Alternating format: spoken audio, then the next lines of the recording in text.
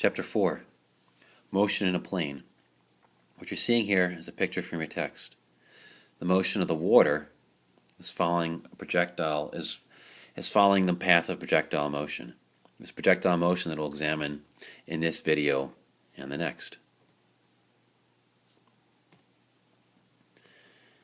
This is your first question to respond to on Blackboard.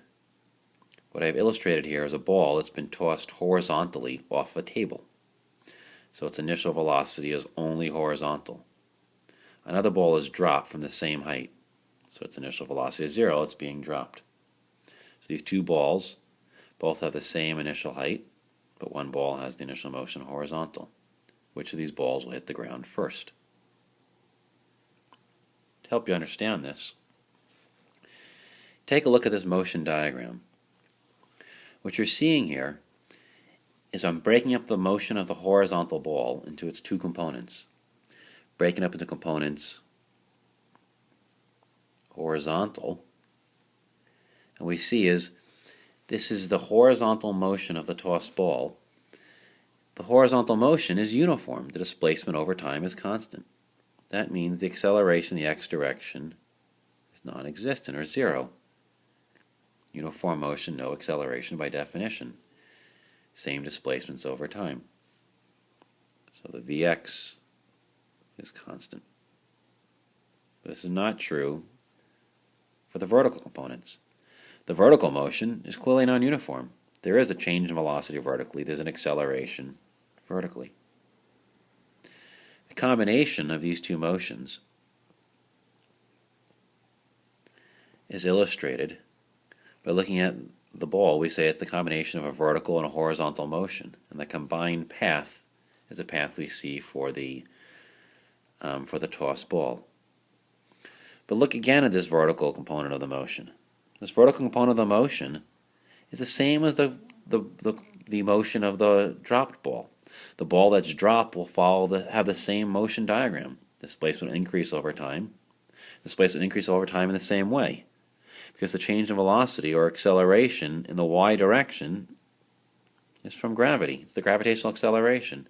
And we've learned in the previous week, the previous material, thanks to Galileo's experiments, that all things accelerate to the ground or change their velocity at the same rate, about 9.8 meters per second every second, as long as it can ignore air resistance. So the vertical motion and the horizontal motion we're treating independently, and the vertical motion is simply subject to gravity if air resistance is ignored. So to summarize, the horizontal motion is constant or uniform. Acceleration is 0. The vertical motion has acceleration. The vertical motion is in free fall. And the horizontal and vertical components of the motion are independent. Here's an animation. In this animation, we're seeing a ball that's been launched initially only horizontal. So the ball is fired only with a horizontal motion, and slowly that vertical motion is increasing, but the horizontal motion is unchanged. These velocity vectors horizontal, the velocity horizontal is unchanged, the velocity vertical is growing. 100 meters per second horizontal, always. Velocity in the y direction is increasing over time, thanks to gravity. Now this is from your text. We're looking at here is a ball that's been, say, thrown or launched at an angle. So we're breaking up this velocity into its components. It has a component in the x direction of 9.8 meters per second. That's the x component of the velocity. And the y component of the velocity is 19.6. Now notice over time, the x component of the velocity is always 9.8. It doesn't change. From at the top, along the path, and even when it hits, right before it hits, the x component of the velocity is still 9.8 meters per second.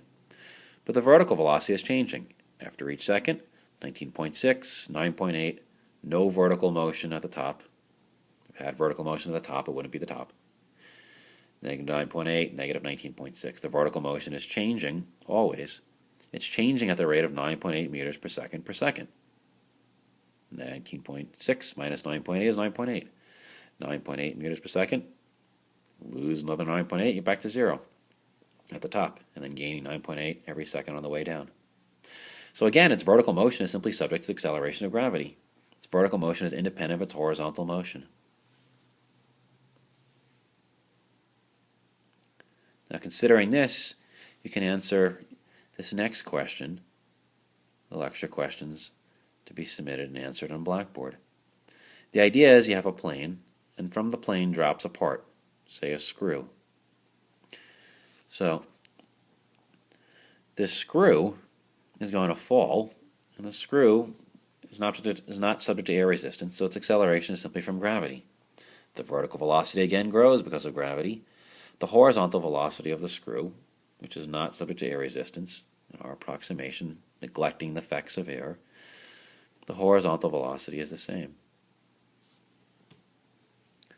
The velocity of the plane is flying at a constant altitude with a constant velocity.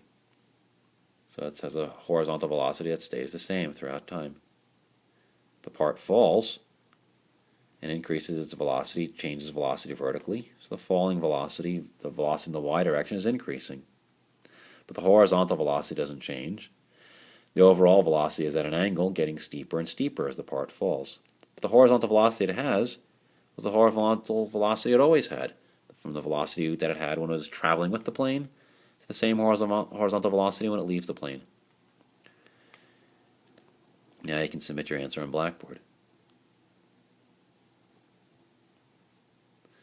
Now here's proof.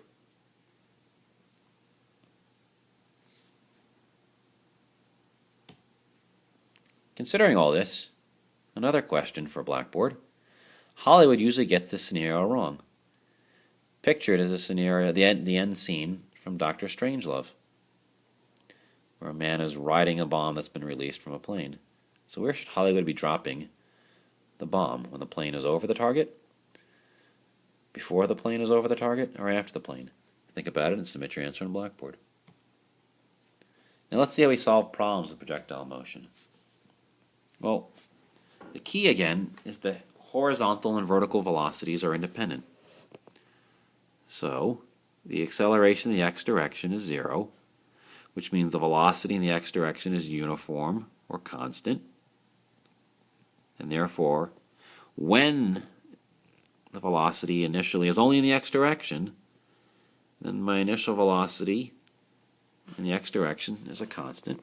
And I can figure out the distance, the delta x, of how far an object travels if I know this initial velocity, this velocity in the x direction.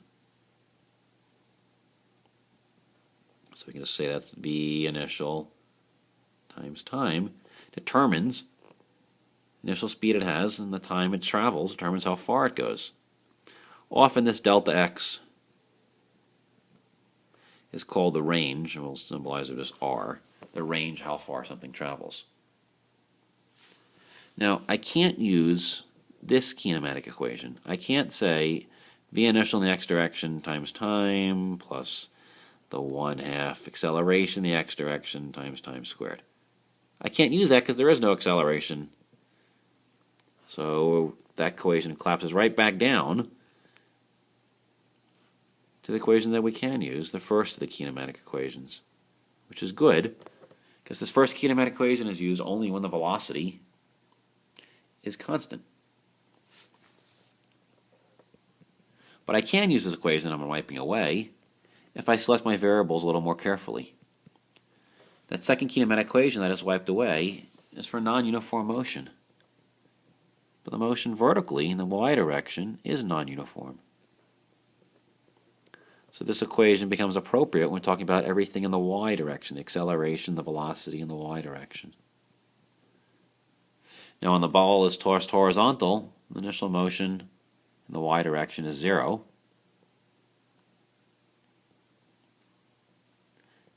And so this equation quickly collapses down to acceleration in the y direction, also known as g, times delta t squared.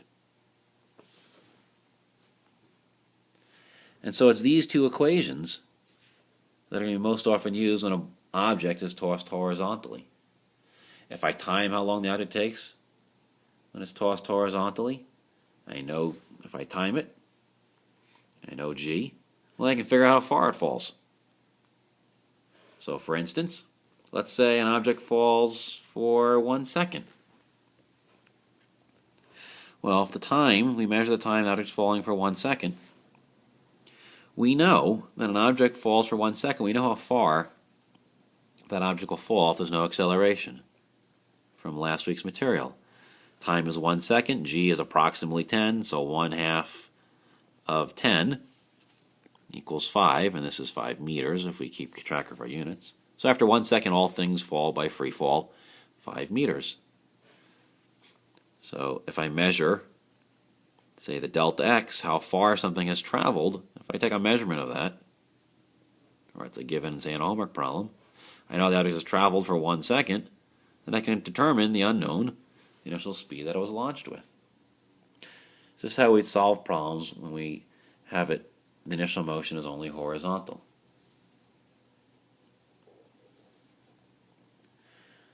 Now what if the initial motion is at an angle, not horizontal? We break the initial velocity into its components. It's horizontal, or Vx, and its vertical motion, Vy, using the usual SOHCAHTOA and Pythagoras' theorem to take a velocity and break into its components. So Vx is v cosine theta, Vy is v sine theta. So what's our problem-solving strategy techniques for a general projectile problem solving when a velocity vector is at an angle? Well, again, we're going to resort to the same equation horizontally. The range, or delta x, is still Vx times delta t. Vx is still constant, but in this case the Vx is equal to v cosine theta delta t. So we'll just put an r for the delta x for the range. Something you'll see often. And again, we use the same exact equation, the delta y. V initial in the y direction times time plus 1/2 acceleration in the y direction times time squared. In a sense, what we're doing here, projectile motion, is we're using our kinematic equations in two sets. A motion in the x direction, a horizontal set, and the kinematic equations where everything is represented in the y direction, in the vertical motion. Again, the motion is independent, horizontal and vertical. So with the delta y, a v initial in the y, and acceleration in the y. Well, we know the acceleration in the y we often call g. In this case, the velocity in the y direction is not 0. It has a component. So v initial in the y direction is equal to v sine theta times time plus 1/2 g times time squared. And so again, what we can measure here, we can time the object, we know g, we can measure the height, that something rises, and we can figure out we can measure the angle it's launched and figure out our unknown velocity v. So these would be our general ways of setting up equations of solving for motion when it's at an angle.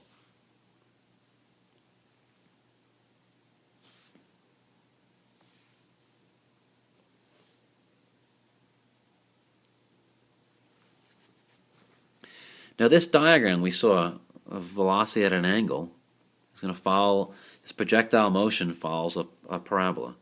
That's the type of path you have when the equation in one direction, or the motion in one direction, is constant, the uniform motion in the x direction, and the equation dictating the motion or the path in the other direction, the vertical motion, is non-uniform. You end up with a parabolic path. But notice, in this trajectory of this parabolic path, this is a plot, it's the path, it's a plot of distance versus distance, vertical versus horizontal distance that we're looking at here. It's not the same as position versus time. The curves on position versus time, the slopes of those give us the velocity, as we've been dealing with in previous weeks. Now we have a plot of position versus position, and the slopes of these tell us the slopes of these do not give us the velocity. The tangent to these paths tell us the direction of velocity, but it doesn't give us the value of velocity like position versus time. You have to keep that in mind. This is the end of part 1. Continue on to part 2 for projectile motion problems.